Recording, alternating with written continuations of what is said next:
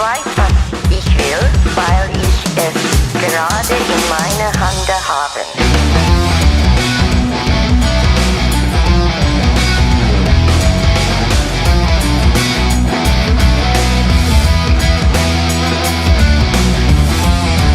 What's that you say?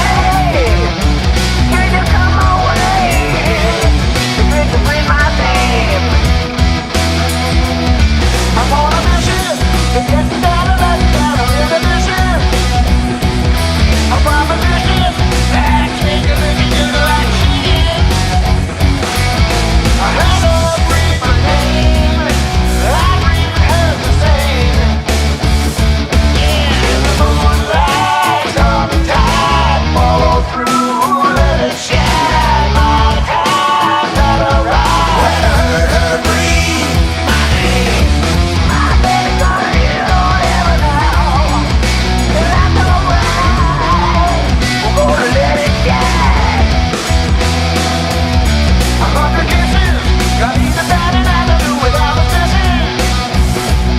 We're magnetic, we're kinetic, it's not cosmetic. I heard her breathe my name, I breathe her the same. Yeah, I got a new pride, my stride, every day, Valentine, getting close, spending time. When I heard her breathe my name, the moonlight, come kind, follow through, let it shine. My time, not a ride. When I heard her breathe my name.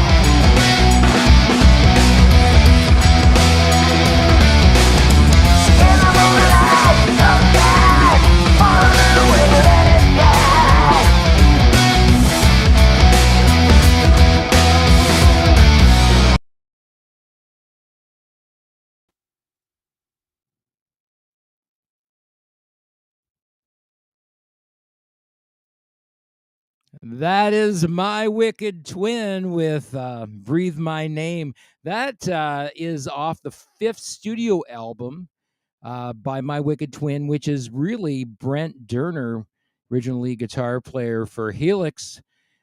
He's got a 6th studio album that we've been Waterfall releasing. It's coming out. Nobody Approved, the title track off that album, is due out anytime now.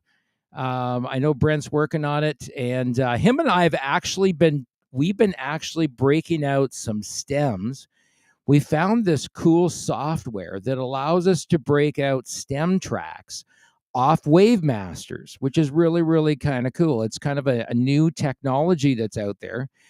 And with any luck, we're going to be able to actually take old mixes of Helix songs and actually remix them and then remaster them. So Brent's got this really cool idea about how we might go about doing that.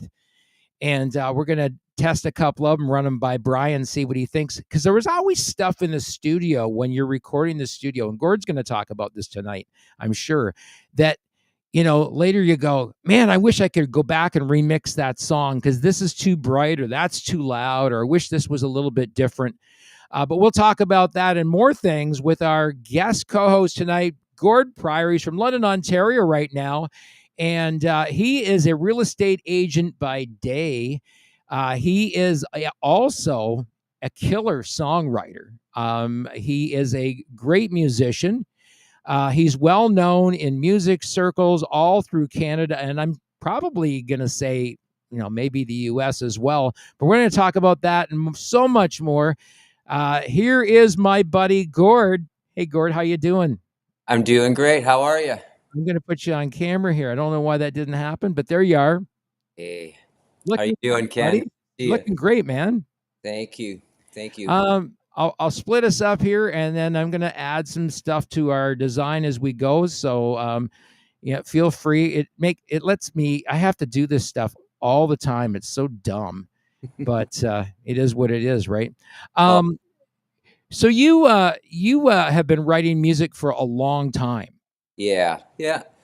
About as long as I can remember. I think I wrote my first song with Dan Broadbeck when we were 9 years old, called "The Coolest Kid in Calgary." Were you living in Calgary then? No, we both lived in Sudbury. We were neighbors, and Dan runs the music industry arts program here at Fanshawe, and he's an awesome producer. He did a lot of Dolores O'Riordan from the Cranberries records and Gandharvas, and super talented guy. But when we were 9 years old, we had our first little band. We were called Joe Elastic and the Rubber Band, and that's where we started out, both of us. And then How old were you then, Joe Elastic and the Rubber Band? I was 9 years old, 10 years old. Yeah.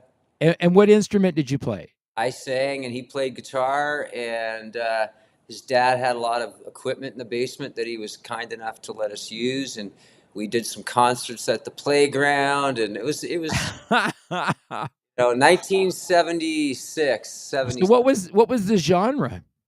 We just did we were kids, and we did a lot of skateboarding, and we all played hockey, but we covered an Eagles tune, we covered a Kiss song, and we wrote two songs. And then Dan moved to London shortly after that, and I didn't see him again aside from on a family trip till I was about 17, when I was traveling in a rock and roll band, living in a school bus, and he came to see Wow. with the spandex and the long hair and 80s vibe going full steam, right? So Gord, where would people find stuff about you if they want to learn more about you? Where would people go to find that out? Well, Google's always a good start. We did a lot of press, Blue Bones, that is, in 2021, 22, with a few releases. We had a proper publicist back then, so we we put our first album out in 1994 on A&M Records, Magnetic Air, and we had been together for a long time. And then, through the 90s into the early 2000s, me and Boris Novosel, the guitar player, we had different versions of that band. And then, because of the internet and Facebook and people being able to connect, I didn't realize how many people remembered us, that were, hey, I saw you in, Vancouver, people would reach out, and we started doing new music. So we have new material that's on all the streaming platforms, the usual suspects: Spotify, Apple Music, Amazon, all that. We have 4 songs up there now. We've got 2 more that we're working on, but we have about 5 albums that we've done over this period of time, and some of it's on my website on Bandcamp at Gord Prior on Bandcamp, and there's some Blue Bone stuff hiding in there. My But ABC, I always be closing on Indie Tunes Records, right, buddy? that's right. That's it. Well, what we want to do, and I talked to you about this, Ken, is I want to Right. get all of our records up on all the platforms this year, because we have like 5 albums that aren't on the internet that It's should. all virgin music, and none of its cherries are broken. That's right. There you go. Yeah. So Yeah, the cool thing about that, the cool thing about releasing music that has never ever been released before, is that you get a whole lot more chances to showcase it in front of people. yeah, because it's considered new, even though, and we did this with Creatures of Condition. These guys are originally from Windsor, Ontario. We did that with their music. Um, these guys were all seasoned musicians. You might even remember a guy named Dave Whitehead. Do you remember him? No, I don't, but it doesn't mean I didn't meet him on my He travels. he was a regular at Call the Office in London, Ontario. Okay. But back in the day, Dave had played with everybody. It was everybody in the Detroit, Windsor area. Okay. And then Don Coulter, who's actually, I think his daughter actually won something on Canadian Idol or something like that. All right. And Don is the drummer in that project. Okay. And Don brought me all this music they recorded 25 years ago. Now it's been like 30 years since they recorded that music. It was all originally on like 2.5-inch tape. Yeah. And then it was down on 1/4-inch masters, right? Yeah. Or Yeah. 1/2-inch masters. And then a buddy of theirs that's a genius down in Windsor digitized it all and sent me wave files. Awesome. And Yeah. so we were able to release music that had never ever seen the light of day before. Right. Right. Right. Which is really, really, really cool. And they were one of my earliest clients. I think that like when we first started releasing for them, I'm going to have to take a look here while we're at it, but I'm thinking it might have been like way, way, way, way, way, way, way back 20, I want to say 26, 17, maybe around there. Okay. Yeah. Like Well, it was a long time ago. And the cool thing about that, here you are all these years later, like 10 years later, coming to me. We're thinking about releasing your music on the label, and it's never been released. right. Yeah, I have about I have 111 registered songs, published songs at SOCAN, and others that are waiting to be published. So there's a lot of music there. And you've written with a lot of people. Yeah. Like, Yeah. give us some names of some people that people might know that you've written with. Well, on the newer Bluebone stuff, we've been writing with Ray Coburn from, he's the founding member of Honeymoon Suite. He currently plays in Kim Mitchell's band, Roger Hodgson's band, and I mean, he's been in everybody from Atlanta Miles when she did the Black Velvet album. He's played with Corey Hart, Sunglasses at Night. He's just a great friend, super talented guy. So he's helped contribute to these songs that we just did over the past few years. So the newer Blue Bones has had a few members over the years, but the band that we have today is the original band that did the first Blue Bones sync record in '94 and was touring early '90s. And Ray's been involved in all our newer songs. It's really made it exciting. He's added like a really trippy dimension to the songs. Oh man, that is so cool. Yeah. Here's another interesting thing. We had a band way back in the day that started releasing music with us. The band was called what the hell were they called? This is a long time ago. I mean, really, right at the very beginning of the label. The band was called After Alice, and the two guys that were the brains of that band, they were down in like I want to say South Carolina. Okay. And they found me on the internet, Right. reached out to me and said, "Hey, would you release this album for us?" And we produced it with Stuart Epp. Do you know who that is? No. He used to produce for Led Zeppelin. Oh, wow. Okay. Yeah. So he produced a lot of the early Led Zeppelin stuff. Right. And Steve, who was a session drummer, the drummer in this project, knew him. Right.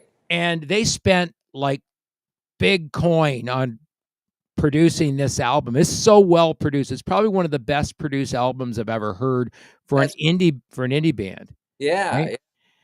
But That's super cool. yeah, it's really interesting the people that you meet over the course of the years. I almost see, that you could end up being, if you're ever interested in doing this already. Like we're like 14 minutes in here already, and you would make an awesome, fairly regular co-host on this show. Hey, that'd be fun. Who else did I wrote 2 songs with Slash and Duff McKagan once. That was pretty Nice. Yeah. Wow. I drive my guests crazy when they come over and put the CD in. The songs were up on YouTube, but I took them down. It was a bit of a story there, but they were auditioning singers for Velvet Revolver, and a good friend of mine, Spiro, that was working for Gene Simmons and Kiss at the time. And Spiro actually plays in Destroyer, No, he was in doesn't Alive. he? He was in Black Diamond with Tommy Thayer, who actually is now in Kiss. Oh, so he never played in Destroyer. No. Oh, okay. But he was the best Gene guy out there, and Didn't Gene actually hire him to do double stuff? he did. Yeah, I think Yeah. Spiro in a Coca-Cola commercial because Gene was sick, so I think Spiro stepped in to blow the fire. And Spiro was in that '70s show as Gene Simmons, and He's also a photographer, isn't he? he's a graphic artist, so he designed Yeah. a lot of their merch, and he's done an album cover for them and stuff like that. And So they- here's three degrees of separation. So a guy that we have on the show quite often is Michael Brandvold. okay, And Michael Brandvold designed the very, very first Kiss online fan website. oh wow, that's Back cool. when it was HTML, he had to write his own HTML Yeah. for the website. And then Gene and Paul saw what he had done for Kiss Online, and that actually ended up becoming the big Kiss Online website you see today. Oh, And- that's so cool. And Michael worked for them for years and was on speed dial with both of them. I believe it. Yeah. Well, I gave a lot of money to Kiss over the years. I think we all did, right? Yeah, well, my previous co-host, who was a regular with me, Sean McKenney's from the East Coast, and he has all kinds of Kiss memorabilia behind him. He goes, "I put all their kids through school." Yeah. Well, they set that up, and there was other guys that auditioned with Velvet Revolver. Ian Thornley from Big Wreck, who's a killer musician, he actually went down and sang with them. But Oh, my audition ended up on YouTube. Their manager asked me to. there's another guy with a great voice, Thornley, man. Oh, he's great. Yeah, Yeah. I asked to audition for Big Wreck, which is kind of funny in my mind because I think of him. He's such a great singer. Yeah. Early on, he wasn't singing. He had that band, and I was Blue Bones was being courted by Jake Gold from the Management Trust, who managed the Tragically Hip, and I had friends that worked in that management company, and I was asked, like, would you come down and audition for Big Wreck, this brand new band kind of coming out of Berkeley. I think they were all Berkeley guys, and Right. but I didn't do it, and anyway, they didn't. I don't think Ian knew he could sing back then. Is from Right. he was Did- all about guitar, right? And Did you regret it? Did you regret it? I'm Not glad trying out? he could sing me under the table, man. That guy's like, like Chris Cornell or something on steroids, But no, I don't regret anything. I'm grateful for all of these memories and stories, and I try to like more or less move ahead and keep writing music. We write music for fun, and I wrote a lot of songs for Helix. That was always fun, and that band. I mean, I remember being a kid, right at that moment where "Bang Your Head" by Quiet Riot was, the biggest song in the world, and Scorpions and Whitesnake and Helix, the whole Right. thing happening. And so that, then fast forward in my early 20s, I got asked to sing on Back for Another Taste. And I remember Paul Hackman, God bless him, rest in peace, he picked me up on the corner of Adelaide and Fanshawe in the middle of the winter. We drove down to Port Huron with Brian Ballmer, and I sang on Midnight Express. I was nervous as hell. And then later the next year, they were on the very first Much Music Video Awards, and they hired me and my bass player from Blue Bones, Barry Donahue, who ended up in Harem Scarum, by the way, to do the backup vocals live on stage with them. Nice. So it was a full original band. It was Brent, Brian, Fritz, Daryl, all the original guys, and me and Barry from Blue Bones in the background doing the harmonies for Running Wild. And the idea was, because we really were good at harmonies, we worked hard at it, so we were going to do the harmonies so they could jump around and put on a really good show. And what happened was the sound man got it mixed up. He sent the live feed of their jumping around vocals to the TV set and not us singing the harmonies in a controlled way, right? So it was just one of those Spinal Tap moments, and Yeah, that's great. crazy. And they won Best Metal Video of the Year that year. I remember that. Yeah. Right. What I want to get your thoughts on this. We've had a recurring theme that on the show, and we've talked about this when people, give their opinions on all this stuff all the time. And so I'd like to hear your thoughts on this particular one. What do you think about things like auto tune and pitch correcting on vocals? Do you think that there's a place for that, or do you think that we're not really giving people the straight goods?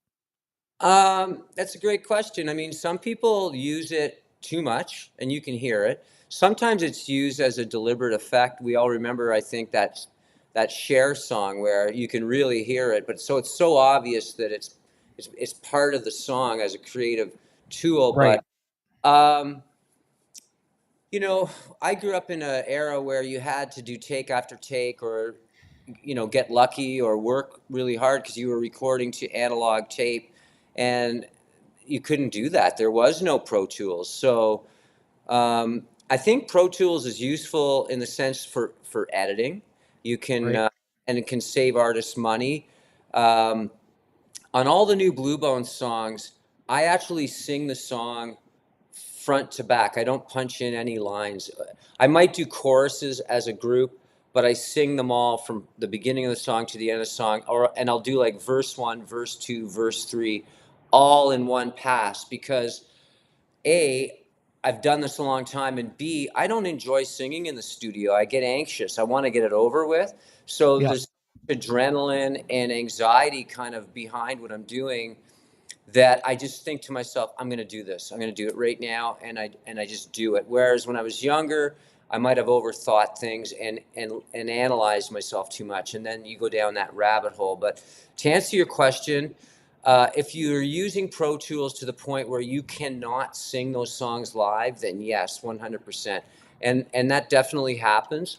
But it's really handy for bands today in the sense that you can save time and money by editing your vocals, maybe, or like anything. I don't think it should be overused. And I mean, at the end of the day, if the track sounds great and people love it, I mean, you're not hurting anybody. But myself, I don't really like to use too much of it. But we all do it, and we all use it because it is a tool in the toolbox. But I find, I mean, the old recordings where they didn't have that, like especially like a band like Led Zeppelin, like he's not always perfectly in key, but it's so magical to take, and the magic of and the alchemy of the band. I think a lot of that is missing in modern music, definitely missing. And also, bands are recording to a click track all the time now, and that's really changed the feeling of music. Like if you Yeah. listen to Stairway to Heaven, the tempo of the song at the beginning and then in the middle and by the end, It all changes. it completely changes. If you were to Yeah. put it into a grid, it would lose everything. So I think there's a YouTube video where they take John Bonham and they quantize his drumming, and it just ruins the feel. So, but then there's bands that use the grid and use all of that technology, and they end up sounding great, like Def Leppard, Pyromania, like a hyper produced record, but it's like the technology is almost part of the band, but Uh, they still have the soul blended in. That's the magic of Mutt Lange, obviously, right? yeah. So Everything that we record here in the studio with the guys that I record with in our Green Ink project, everything is live off the floor. mm, We don't use a click track. wow. It's all by feel. Okay, yeah, And my belief about music is maybe a little bit different. right, I've never played in a band where we played to a click track. yeah, We've always played by feel, and it's about getting to know each other really, really well in a yeah, very intimate way, so that you know when the shot's coming. You just know when the shot's coming, yeah, or because you fuck around with time signatures, that doesn't work when you're playing to a click track so much. right, right, So what we do is different, and the cool thing about that is that you end up with something that moves. And to me, music it's a living, breathing organism as far yeah, as I'm concerned. It's an extension of who you are as an yeah, artist. And so my belief about it is that it should breathe. right. I When agree. it's when it's mechanized, like to a click track, that's one way of thinking about recording music, but it's very mechanized. Yes. Yeah. I mean, one could argue that that's cheating.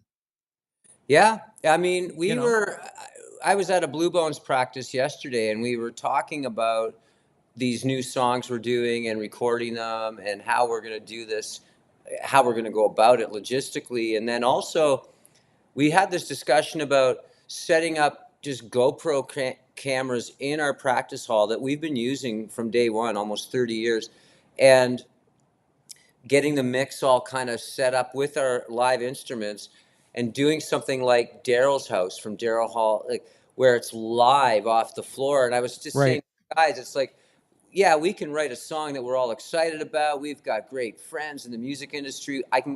We've had our songs mixed by Frank Greiner, who's done like White Zombie and Perfect Circle and all kinds of great artists. Tommy Lee, he's done those records.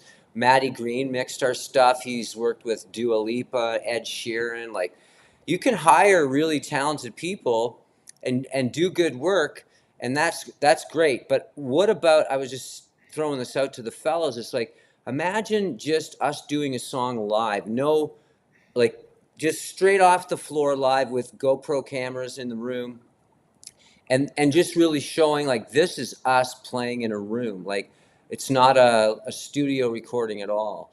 And the bands that can do that are and versus bands that are only studio bands, there is a difference there. And I think people know that technology's out there, so it's not hard to make your music sound Right. great by. I'm gonna show you something here. Hang on a second. You stay there. Okay. Hang on a second.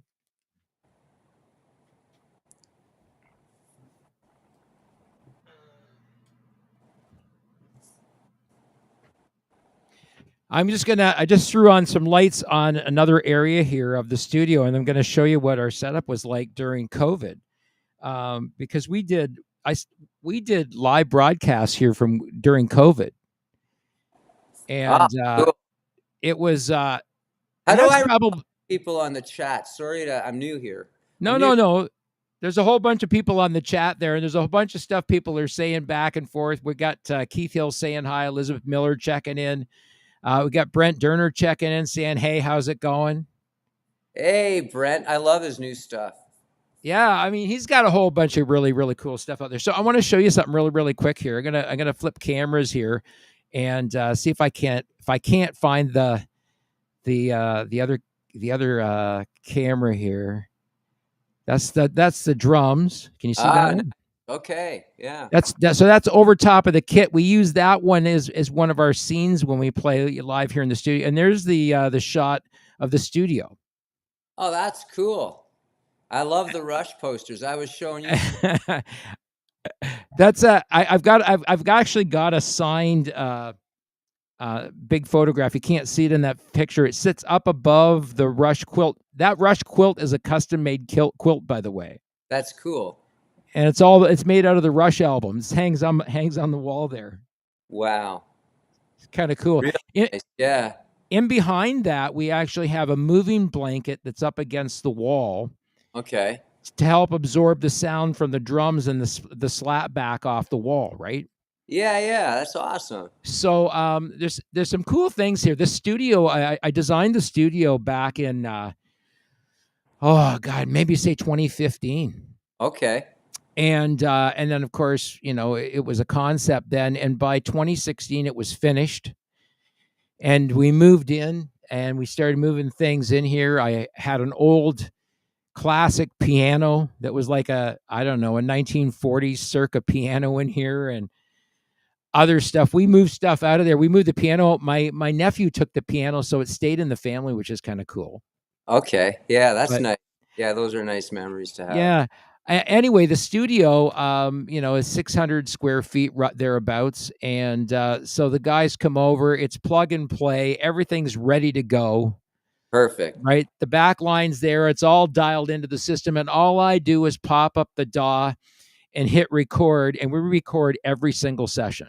Oh, that's great. Yeah, that's kind of what I was thinking about doing with the band Blue Bones. Is is starting to record, because back when we would tour, we practiced a lot. Like, we were a practice overload, and we had not just band practice, we would do harmony practice because we all sing, right? So Right. we had 4-part harmonies and a power trio behind me, and I had long hair or dreadlocks, and I was the madman up front trying to keep people interested.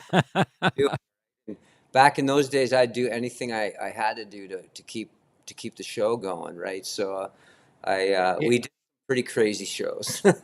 it's funny because when we talk about stuff, and it was there's been a few comments here in the room, so maybe there's a couple things we'll throw up here, Okay. and see what happens here. I'm just looking here. That's Keith an Hill, awful. the Tall Band. I remember these guys. They were good friends. You remember That's Keith Hill from the Tall Band? Oh yeah, that's back when I was in Steel Lily in 1986, and we used to play all over Canada, and we would cross paths all the time. So That's right. good to see you, Keith. It's awesome. Yeah, I mean, this is I don't know if this is even I don't consider, I don't know, Elizabeth, if this is a relevant question to me. Might be to Gord. It says, should digital pitch correction ever be used on an amazing vocal that has a high level of pitch accuracy? Nah, don't use it. Leave it. Leave it. To me, that's the human part. I mean, you know what? If there is the odd pitchy part of a vocal, Right. it Cashmere by Led Zeppelin. It's nothing but pitchy. well, it demonstrates the human. I guess and I think what maybe she's getting at there is, it demonstrates the humanness of music. Hmm. Because if you want it made where there's no correction or ever, just make it with AI. Right. Yeah. It's just pretty scary, isn't it? You know? Well, it's scary in that I've heard some really scary good stuff. Yes. There's an app a buddy of mine sent me that you can play around with, and it's weird. It is, and I did a couple songs for fun, and then I shut it off. I'm like, But there is a difference. There is a huge difference. Now, and here's the thing. You can't see it here beside me, but to my left over here, there's a turntable over there. I've got a dual turntable. I've got an old Yamaha system over here, and Yamaha natural source speakers that were reconed by Rainer Weichman. Do you know Rainer? yeah, we worked on some Helix stuff together. Great guy. Yeah. Talented. Yeah. So actually, I'm going to be talking to him and Cindy about doing a digital release of their nail stuff. Oh, super cool. Yeah, those are Yeah. great. And actually, Cindy and Reiner are going to come on the show. They're going to be co-hosting the show some night. So That's great. Yeah, he helped me record The Power of Rock and Roll. We did a lot of that record at his studio, and he engineered that album. And then we also worked with Dan Broadbeck on that record. So it was kind of like a really good team of people on that Helix record. that guy is a guitar whisperer. Yeah. He built a guitar a custom guitar for Morgan, the lead singer and guitar player for Kitty, way back when. And that's a band that I produced their very first EP. And they're really great friends of mine. And well, if anybody knows anything about Kitty, they're doing great right now. They just put out a record last year. And right. they're touring all over the world with the biggest names in rock and roll and rock and metal. And I had an 86 Squire. An 86 Korean Squire, and I took it into him, and I had him do some work on it for me. And I've had buddies that have American, standard Strats, right. who have played that guitar and Right. prefer it over their American standard. Yeah, it's awesome. Yeah, he can build the guitar from scratch. It's That guitar pretty much just hangs on my wall. It's an Eric Clapton remake, a reissue. Okay. Eric Clapton. So it's got it's the black and white. Yeah. And it's got a full solid maple neck on it. It's a beautiful guitar, but I don't know. I'm just not really a Strat player. Never really have been. Okay. Yeah. I'm a Les Paul guy. Okay. Ace Frehley. Yeah, I've always been. Lead guitar. There we go. Ace Frehley lead guitar. That's right. I remember the first time Paul Stanley saying those words, 1974, December 22nd, 1974. You weren't even a thought then.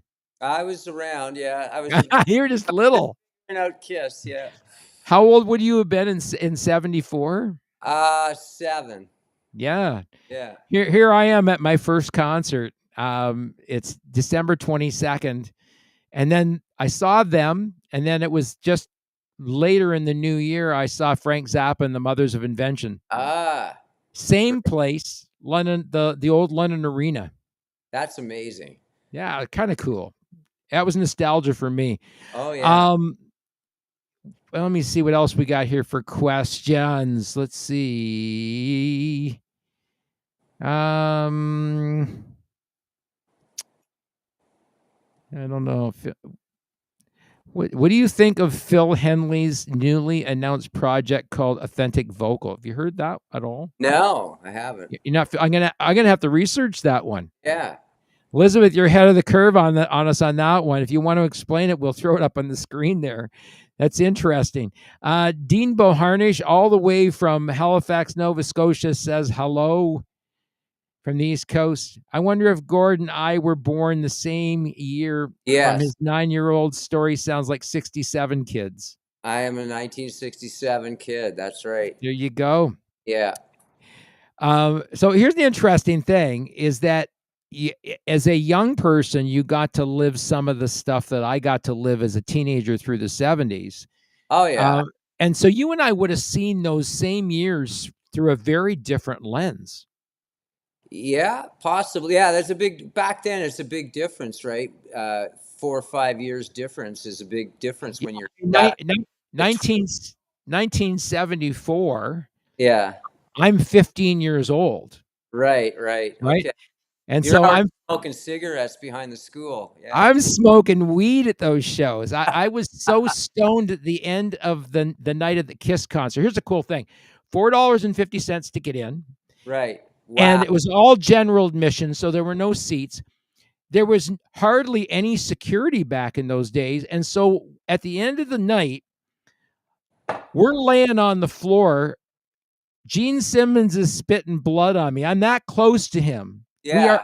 Our feet are against the stage because there was no barriers. There was just us and the stage, right? Yeah. And of course, the stage there, I think at the old London Arena, set up maybe 3-4 feet. Right. So our feet are right against the stage. We're laying there on the floor looking up, and they're playing rock and roll all night and party every day, and all the confetti's pouring down on us. And all I remember is looking up, looking over at my buddy Jim and going, "Man, this is so fucking cool." It was like, here I am at this rock fucking show, Yeah. and I'm stoned because we'd been smoking weed. Yeah. Right. And I think we had a couple of beers before we went into the arena. And, Any of those things. So we're high and we're having fun. Same thing for the Frank Zappa concert. That was so surreal. Titties and beer.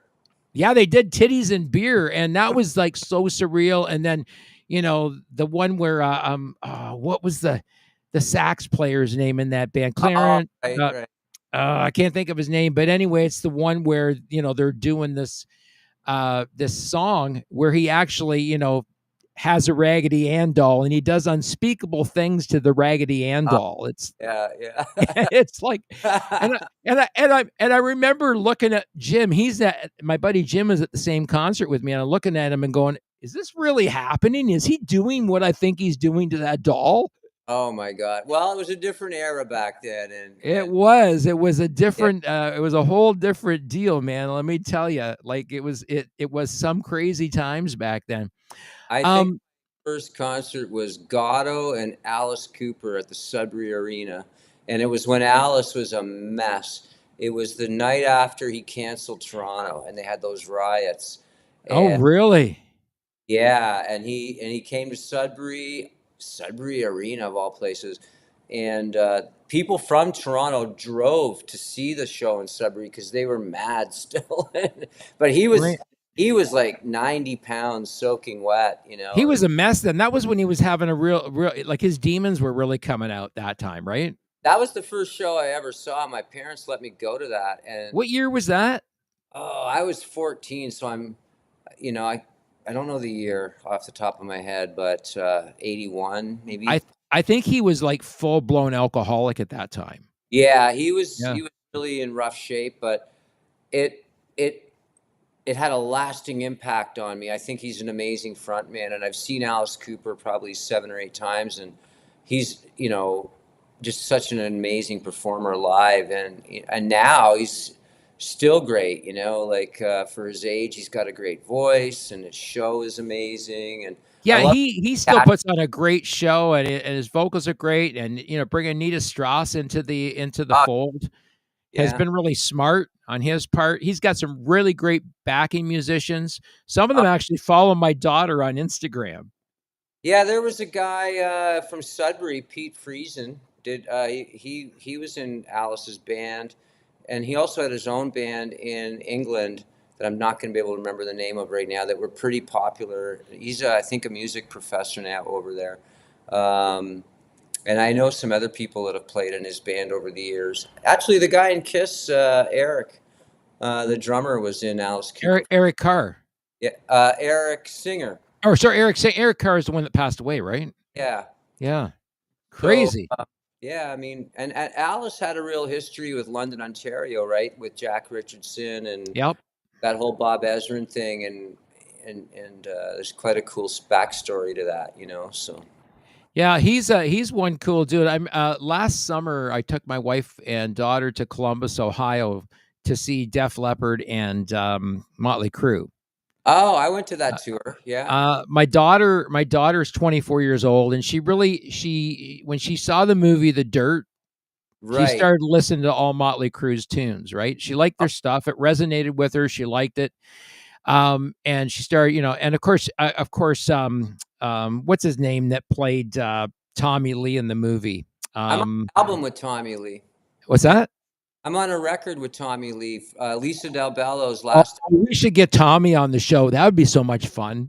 Well, Frank Greiner, that did our video "Summertime in Europe," did all the Tommy Lee albums, and yeah, I got a bunch of but I, I'd I'd love to have Tommy on the show. I think he'd be a fun guest, man. I hear he is a fun guest. I think he'd be really fun to have. I think he'd be really fun to, and he rides motorcycles, so him and I would like get along really, really great. Because this summer I'm going on an epic journey, a motorcycle journey that begins here in St. Thomas, Okay. and will take us all the way across to Spokane, Washington, Oh, killer! That's and, awesome. and then down the West Coast, all the way down just north of San Francisco, in a place called Petaluma. Okay, yeah, And we're going to visit a buddy. We're going to visit a buddy of mine, Michael Brandvold, who is he's the digital marketing genius behind the Kiss Online, right. digital marketing for Britney Spears, Alan Jackson. He's worked with everybody in the music industry. Oh, that's so cool. That'll In be an fact, amazing trip. he's working with a record label right now that supports Wasp. Okay. Well, the drummer from Wasp is on the new Helix track that we There put in. we go. Hey, so it all circles back, And right? it's like that 3 degrees of separation, brother. Right. Stat You know, Hal. Yeah. although we've been calling it 3 degrees of Kevin Bacon. Yeah, there you Uh, go. I mean, the cool thing about music is that, like I said, there are so many people that are joined by Yes. so many others, right? And it makes the community small, and yet, the cool thing about it is that I'm very fortunate. I get to work with artists from all over the world. Yeah. Yeah. I think we have artists as far away as Rio de Janeiro, Okay, that's uh, cool. Adelaide, Australia. Yeah. The boys down under. You Yeah, know, So it's really kind of cool to work with different people because the internet has really, really shrunk the world for us. it has, and it's made. I mean, in 1994, when Blue Bones would be touring all over Canada, we would sell CDs at shows, and our label would get them in record stores, and that was it. That was the only way to get the music, Yeah, right? yeah, Uh, so things have really changed. Now, an artist with a reach or a following can put out a song, and within 24 hours, thousands, maybe 10,000, That's maybe right. 100,000 people have listened to the song, right? So Right. it's incredible. I mean, a blessing and a curse in there, but getting your music out to people has never been easier. At the same time, there's too much music in the sense that the amount of new artists on Spotify every day, it's insane. 65,000 tracks on Spotify a day, every A day. day, right? So how do you stand out amongst the noise, right? Well, and here's the thing. This is one of the things that we've learned. I mean, you learn that there are definitely algorithms at work, Right. right? Yeah. And you have to learn that those algorithms are there to stay. You can't change them, Right. but you can advantage yourself to them in different ways. And we've had some good Right. fortune to do that. I mean, so, you know, what I've been telling people, and people got to remember this, that Spotify is not the big bad wolf. They're all the big bad wolves because they all fuck every musician over and Right. every rights holder for what they should actually get paid on music. But you got to think about it. When they did this, when they went from a analog world to a digital world, nobody knew how that was going to work, Right. right? So there were so many unknowns that investors weren't going to just invest their money in something that wasn't a sure game, Right. right? Yeah. And all these companies like Spotify, they're primarily owned by major shareholders like BlackRock and all these international investment firms. They're Right. part of their portfolio. So people like you and I can buy shares in these streaming services like Unreal. Spotify and all that. That's Because crazy. because they're all publicly traded. Right. And when everything went digital and these companies had to go e-commerce to get the capital that they needed to build these platforms, people think that these platforms just fucking magically appeared, right? Right. They're built on massive frameworks of Python and other services that run all of these streaming services so that millions of people can stream the same song at the same time Yeah, it's crazy. without any latency. Things are changing though. I worked with Rainmate, and he's a forward thinker, as lead singer from Our Lady Peace, and he started a music company that is very much about helping the artist. The artist Right. comes first, right. That's It's us, man. called Sing Market, right? But the Right. thing that it's a bit ahead. It's ahead of its time, right? So it's going to take a minute, as he would say. But How long have they been together? he started. Sing used to use blockchain to protect patents, right? Yeah. Yeah. Because it's undeniable, right? Yeah. And more foolproof than a natural patent. If you've got an idea, I Yeah. invent a paper clip, I write it on a napkin, I photograph it. You change it a bit on your napkin. We photograph it. We put it on the blockchain. It's indisputable. It's a record of a transaction. So Right. when COVID was happening and all the bands were taken off the road, he's a tech guy, forward thinker. He's an innovator. He's a futurist, entrepreneur, I would say. And he found Sing that had the tech in place, and they're based out of Seattle, and he flipped it over to a music based NFT blockchain company built on Ethereum, and he did Right. an piece release on that. And then a year later, I came, like, it's a long story, but NFTs were kind of a buzzword for a while. And Yep. our publicist at the time, Non-fungible tokens. right, and they're still happening. That's not going Yep. to go. It's just people don't understand it yet, but the tech is there, and it will have a place in the future. So, for instance, you buy a Gibson guitar, an Alex Lifeson Gibson guitar, or a collectible like that. The receipt now may come in the form of a holographic, cool thing that you can hold in your hand that actually has a backed up registry on the blockchain to Right. prevent people from copying it, or those types of things. So authenticating music. So artists now can do artist sanctioned releases like they do on your label, Yep.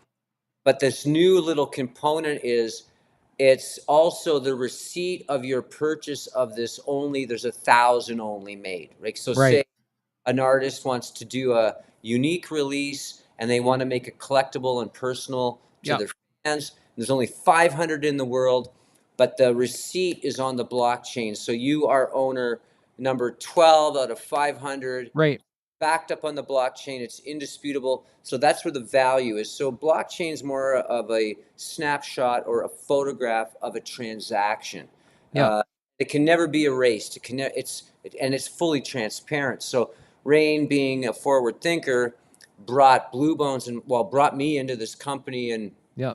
long story short, they're still going strong, and there's a lot of things happening. But the NFT thing, people just don't get it, and that's okay. So when we started this whole thing, Going to have a way. I do think blockchain and NFTs are the gateway for artists to actually monetize off their music in a way that they've never done before, that's going to flip the whole conversation on right. streaming services, right? When So when was the inception of Sing? I think COVID started 2020, right? Right, So 2020. but like they just did Wang Chung's greatest hits. They just did a new Wang Chung live album. Right. They did a brand new Rick Springfield release, which is Right. something huge.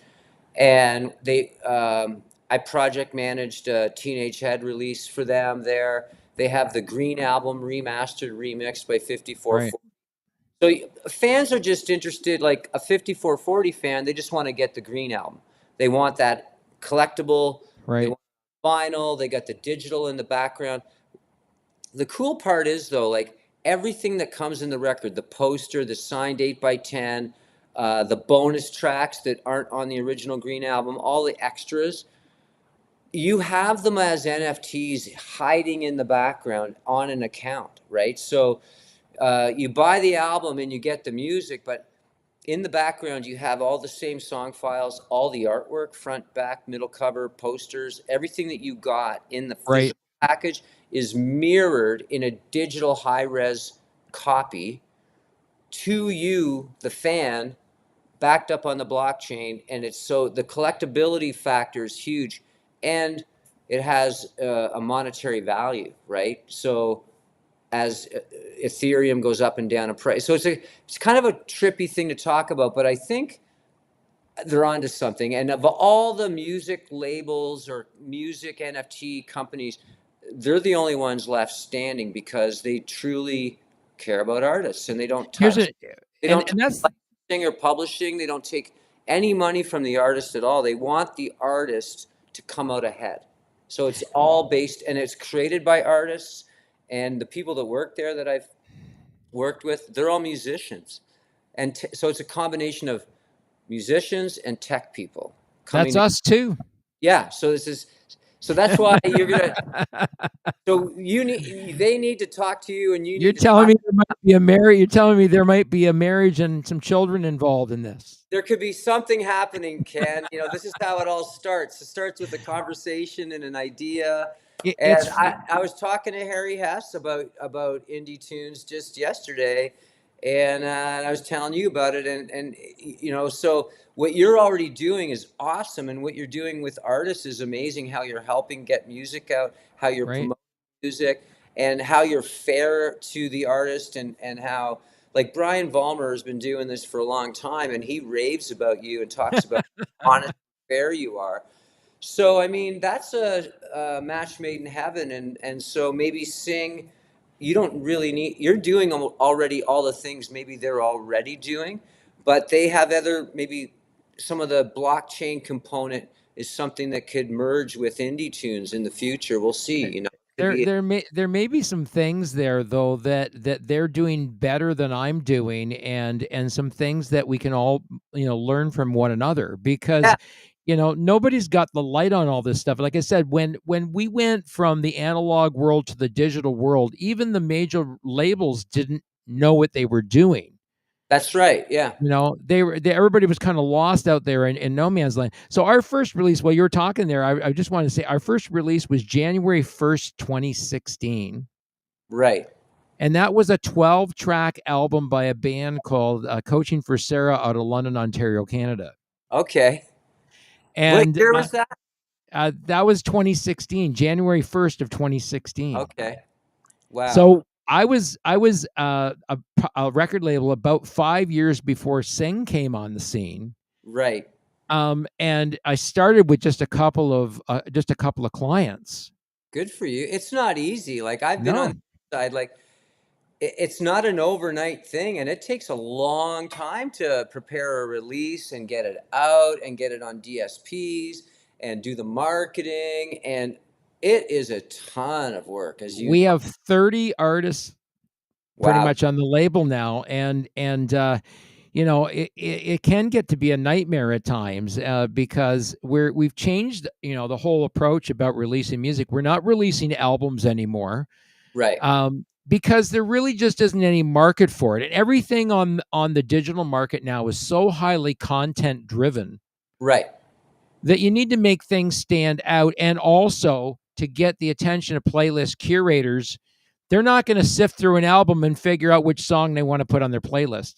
Right. They'll hit the next button before they'll surf through your album. Yeah, and people now everything is click, click, click. Yep. 2 seconds and you're gone. Right. It's What really we're hard to keep people's attention. 13 seconds is the average click time. Wow. You got about 13 seconds to impress someone enough to listen to you beyond the 13-second mark.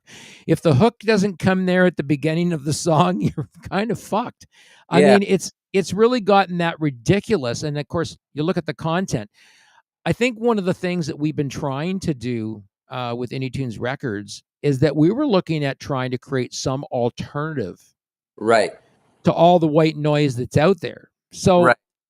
my website, the way I've built the website, right now we can do digital downloads in 320 kilobit high res Awesome. MP3 audio. That's And people can download it for $1 a track off our website, and they can mix and match everything. Oh, nice. Right. Yeah. We're looking at now changing the checkout process, because right now you got to buy a track at a time or an album at a time. What we're looking at doing now is a shopping cart where people can just grab the tracks and drop them into a shopping cart, and you can mix and match. Right. That's not easy to do that No, with, right? And no, it's like file- really, yeah, it's a lot it's a of nightmare to create that. But beyond the digital download piece, I want to have a multi-streaming service Yeah. available where we would take and get people to apply to our multi-streaming service. So we're looking at a backdoor way for artists to be able to publish their music directly to our website, where we then would create a front end piece for the customer who could buy a monthly membership to the website right. and stream everything off the site to their heart's consent, and then have like a members only page there Yeah. that has exclusive content and stuff like that. Maybe even where they could purchase NFTs. Yeah. You I mean, know, the NFT thing, it's weird. Like, it was a buzzword for a while, and it was yeah, a Rolling Stone and a lot of bands, and then but it went away. it went away. So we would at Sing, when I was really involved, we just kind of pivoted away from that. It's really more about the music. So Sing sells vinyl records, and with physical posters and collectible stickers and tattoos, Right, really cool box sets, right? right, But what you get in the mail, what arrives at your door, there's also the digital component that is married to it, right? But right, we just call it digital collectible, right? I don't even think the fans know or even care that the digital collectible they have is registered with them. It's a right. one kind. They can trade it and sell it on the blockchain, but all that's going to come. Like it's not going to go away, and Yeah, I mean, I think the hardest thing, everyone's hardest still trying thing, to figure it out, right? It's like it's a puzzle. it's a puzzle, yeah. It's a puzzle, and there's many pieces to it. I mean, we looked at all different kinds of ways of marketing. We're heading into the first period of overtime here, so I'm going to move us along rather quickly. The hour goes by really fast, doesn't it? You're great. This has been a lot of fun.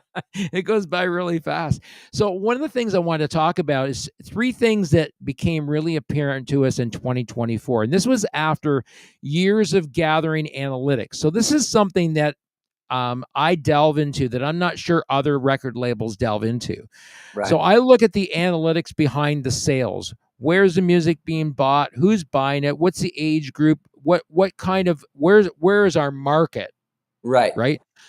Who's buying the music? Who's interacting with it? Who's following the artist? Who's not following the artist? Who do we want to get following the artist? Right? All those things. But three things became really apparent in 2024 because we had all these years of good data, right? Yeah.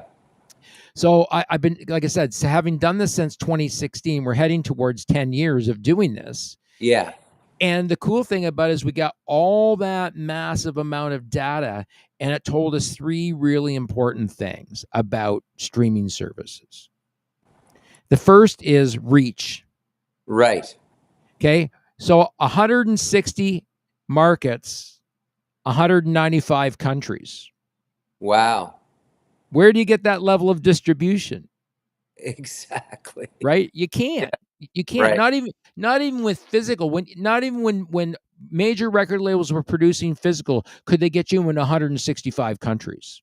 No. Or 160 or even 160 markets. You might be lucky to hit 12 markets. Right. Exactly. Right? Yeah, Now, the reach is insane. yeah, now we're everywhere. I've got artists who are their music is listened to in Zimbabwe. Good for you, man. That never would have happened.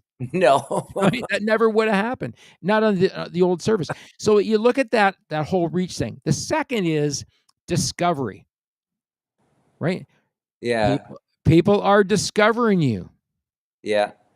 Right? Now you've got a whole new audience that you never had before because of this massive reach.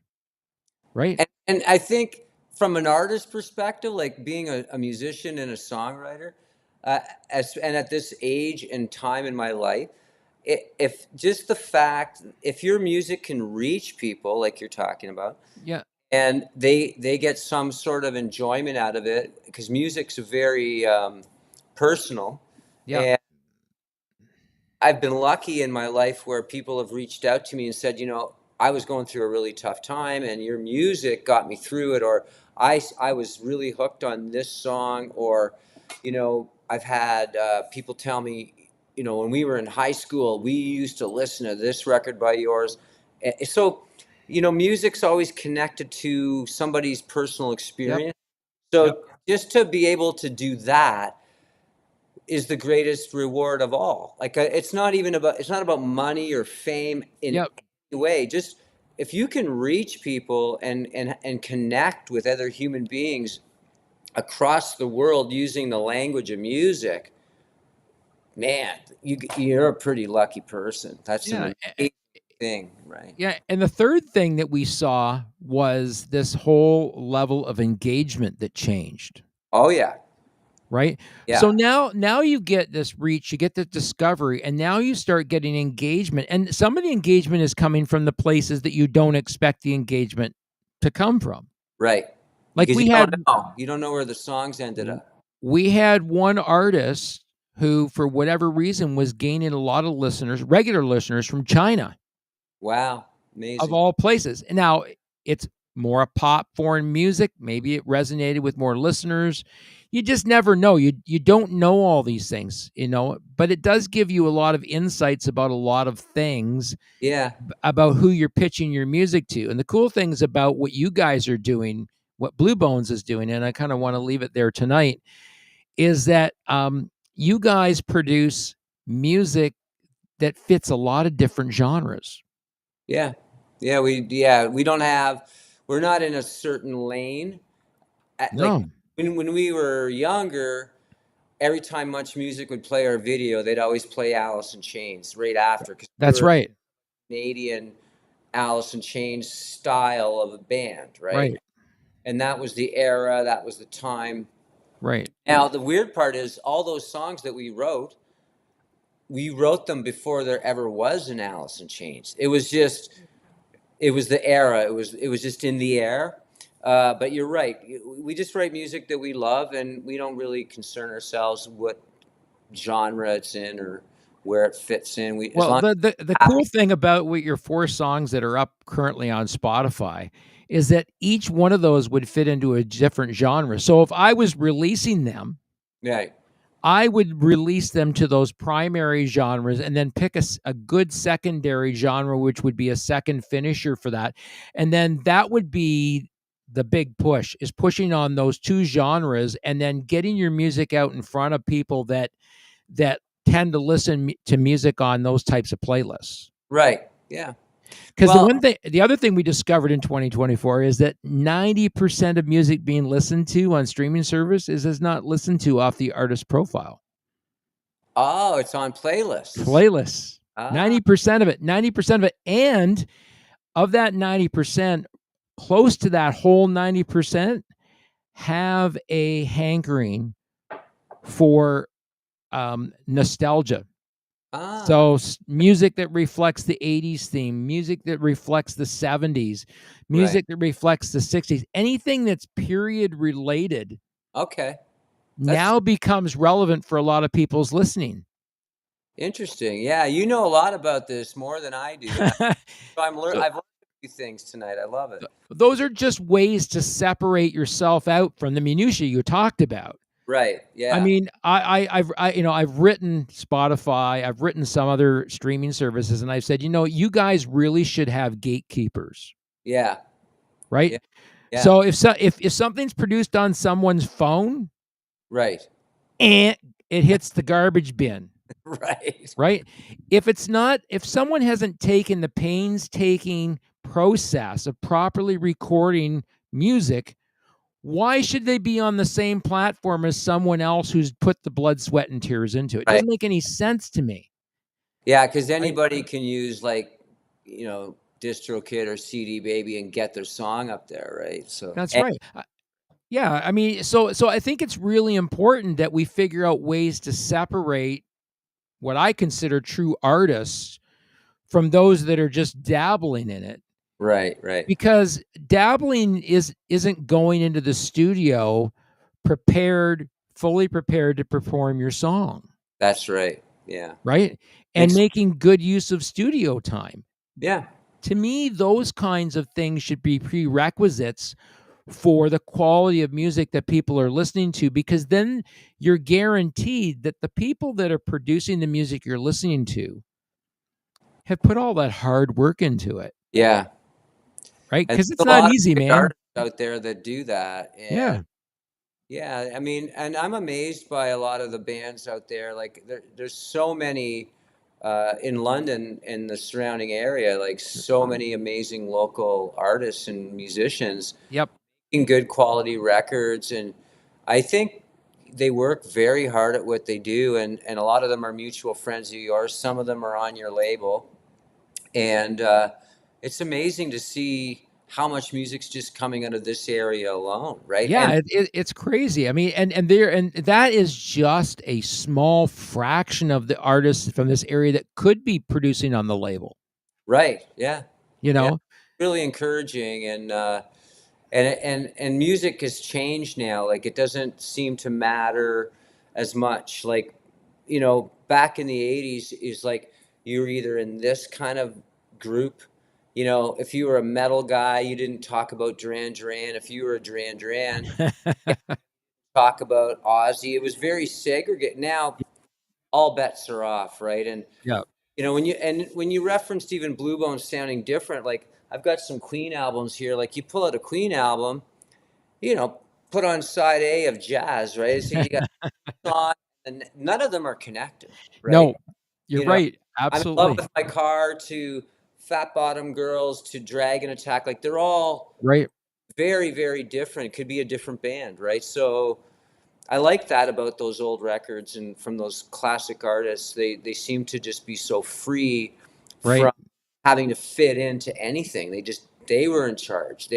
Right. They they were leading, not following, you know, and it shows in those records, right? Definitely. Well, I'm Yeah. going to leave it here tonight, and we want to say one more thing. Gord is a real estate agent in London, Ontario, Canada.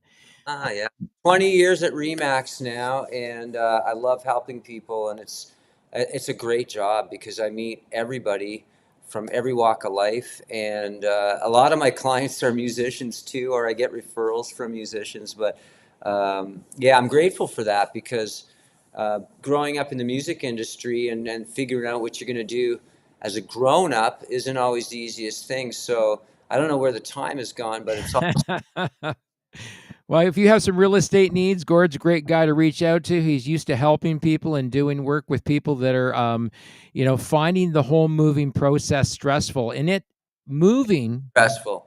moving is listed as one of the 3 most stressful things you could ever do in your life. Do you know what the other 2 are? Surgery. Well, that's an unknown, but believe it or not, marriage Sometimes is real one of estate them. feels like that. Yeah, I know, right? And a death of a very close person in your Yeah, family, yeah. right? Well, It's right up there with all those. yeah, no, it is. It's a serious job because you really just gotta take care of folks and help them navigate these waters, and everybody's got a unique situation. So, no, I love it. It's rewarding. I learn something new every day, and And what I learned from you from our pre-conversation is that you work with a high degree of high standards. You hold yourself to a high standard. well, thank you. You have to, right? Because Yeah, you're dealing with people's lives in real estate, so it's a right. pretty serious job, and I'm grateful for the people that put their trust in me, and I'm grateful for a lot of things. I'm grateful I can still make music. You know, I never would have thought. I posted a picture on Facebook the other day of the Traveling Wilburys and the age that they were all at, That's right. and I used to think they were old, right? And now here we are. It's like, so, you know, go Mick Jagger. You are, I think I got a good feeling about that you're going to be back on this show a few times, uh, Thank. if not more often than not. So I had I fun. want to thank you for being here tonight. This has been the Indie Show. That guy over there is Gord Prior. You are not. Up And there is my tip jar there, so you can scan that QR code if you like, and you can drop something in the tip jar. It helps out the label, helps out the artists. We don't make a lot of money here because the lion's share of what we make goes directly in our artists' pockets. Our goal is to be artist-centric and consider the finances as the secondary piece of what we do. So from me at Indie Tunes Records, from Gord Prior, I'm Kenny. You're not. Have a good Indie